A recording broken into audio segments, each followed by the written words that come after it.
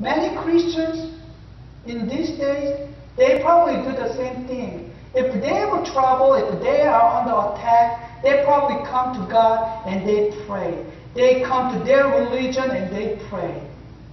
Some prayers work and some prayers not. Why?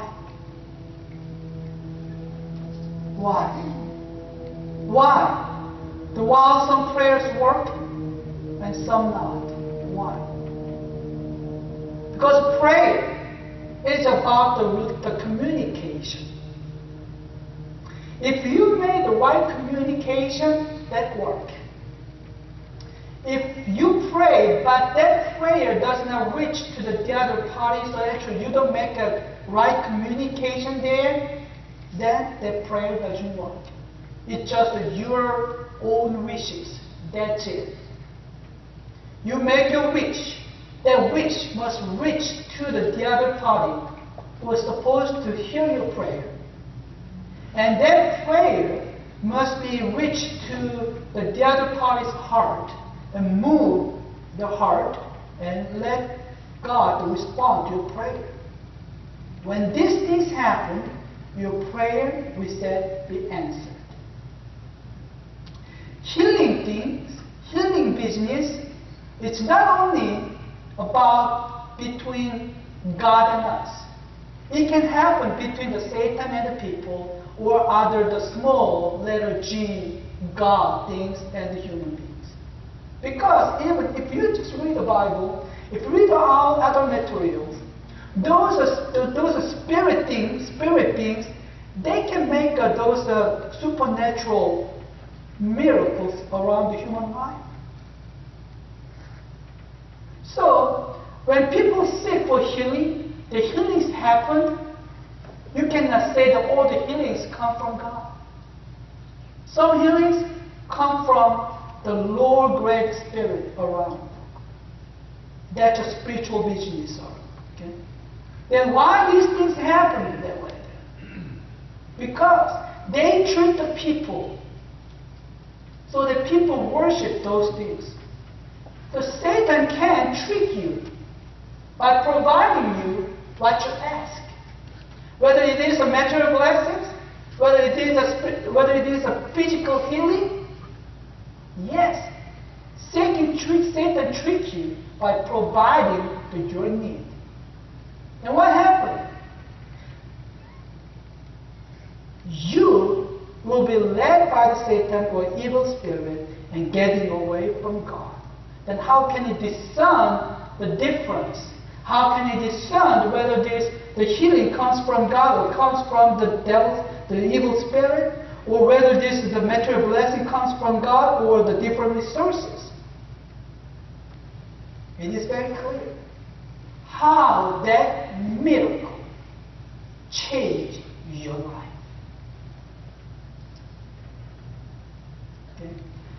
How that healing transformed your life will tell the source of that healing. Does it make sense? I have seen some people who's been sick and one day got healed by some kind of resources other than the medical treatment. For some reason, those people become weird. Not reasonable, but very weird. They are not morally responsible. They become spiritually violent. They spiritually judge other people. They hurt other people spiritually without having guilt. Their whole life just focus on the supernatural things after experiencing that healing.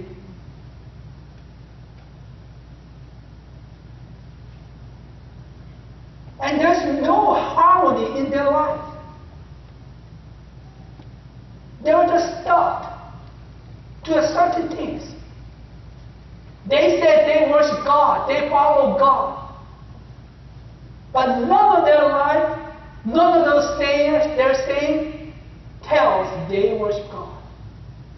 When this happened, Yes, definitely. The source of that healing is not right for some reason. None. When those things attack us, how should we deal with them?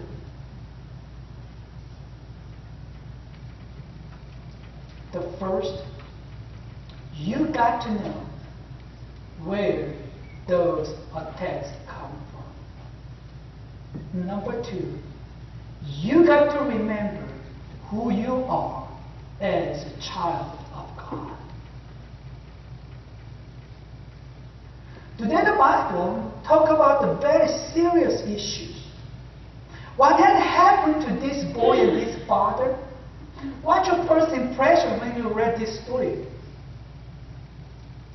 The situation that this father had. What's your first impression? Very difficult. And then how was this father's situation? Very discouraging, maybe despaired, maybe hopeless.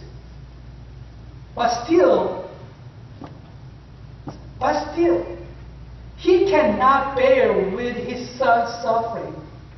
So, with all those discouragement and despair, he's still looking for the source of a healing. Okay? The real trouble comes when the weight of those attacks is more than what we can bear. Which means we as Christians can deal with the issues of life. But that issue becomes so serious and it's too heavy, too difficult to deal with, that we start losing our focus, start losing our hope, and we will be discouraged. We'll be discouraged, we'll be despaired. We'll start looking for some other resources to get out of their problems. But fortunately, this father came to the right person, right resource, came to Jesus. Of course, it's the first people that he met was not Jesus, but disciples. Remember, the disciples, they were able to do something for this father and this child, but they were not able to do it. And Jesus came, and Jesus finally fixed the whole problems, and then restored this boy's life back to normal. You know what?